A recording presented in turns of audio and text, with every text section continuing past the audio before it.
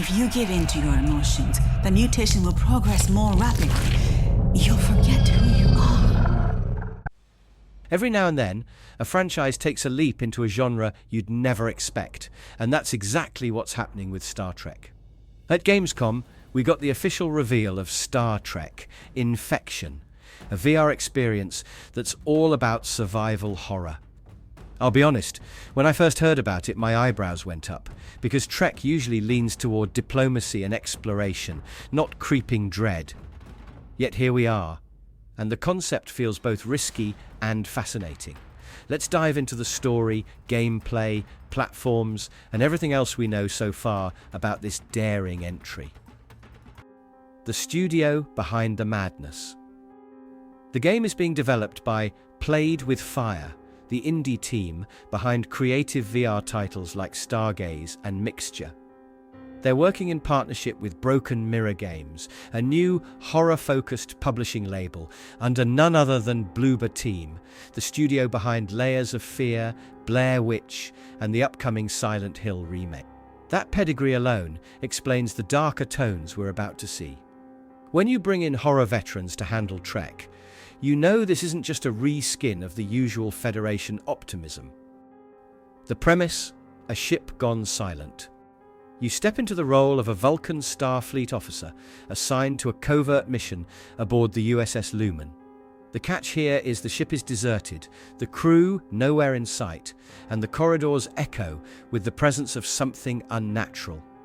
As you explore, you learn that an alien force has seized control, not only of the ship itself, but of your body. The infection mutates you physically, unlocking terrifying new abilities while eroding your Vulcan discipline. That balance between logical control and primal horror sets up a chilling narrative conflict. Survival horror in the final frontier. When I think Star Trek, I picture phasers on stun, tricorders scanning anomalies, and captains giving rousing speeches. Here, the mood is completely different. This is being billed as a narrative survival experience. That means choices matter, resources are limited, and every shadow might hide a threat. The genre shift feels deliberate, taking the clean optimism of Starfleet and dragging it into a psychological battle where you can either fight against the infection or surrender to it, gaining power while losing your identity. Gameplay mechanics we know. On the mechanics front, players will wield both a tricorder and phaser. You can approach encounters with stealth, scanning and slipping by, or go loud and unleash energy blasts. Crafting plays a big role as well. You'll use VR's hand tracking systems to assemble items at workstations, physically piecing together tools and gadgets. That tactile element adds immersion that flat-screen survival games often miss. The infection itself doubles as both a curse and a mechanic, gradually mutating your body while offering abilities that could either save or doom you. Confronting the inner conflict. What's fascinating is the dual nature of progression. Instead of simply leveling up, you're negotiating with the infection inside you. Do you embrace powers that make combat easier but risk your Vulcan rationality? Or do you resist and hold on to discipline, making the game harder but retaining clarity? That philosophical choice feels deeply Star Trek, while also feeding into survival horror's strength, forcing players into uncomfortable high-stakes decisions. As a fan, I love that it's not just a haunted ship simulator, but also a meditation on control versus corruption. Historical context in VR. Well, this isn't Trek's first dance with virtual reality. Back in 2017, Ubisoft released Star Trek Bridge Crew on PCVR and PlayStation VR. That game focused on cooperative starship management rather than scares. It eventually hit the Oculus Quest in 2019, but was delisted in 2022, leaving a void for fans who wanted Trek in VR.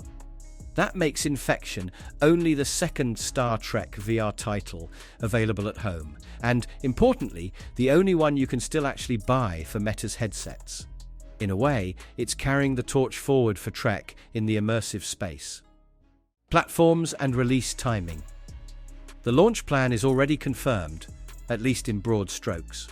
Star Trek. Infection is set to debut later this year on Quest 3 and the newly announced Quest 3S. A Steam release for PCVR will follow very shortly after. Pre-launch wishlisting is live now on the Meta Horizon store, meaning you can already flag it if you're eager to dive in. For me, that's a clear sign the game is further along in development than some might expect, especially since we've already seen the reveal trailer. Why this is a big deal? It's rare to see a franchise as polished and mainstream as Star Trek take such a sharp turn into psychological horror.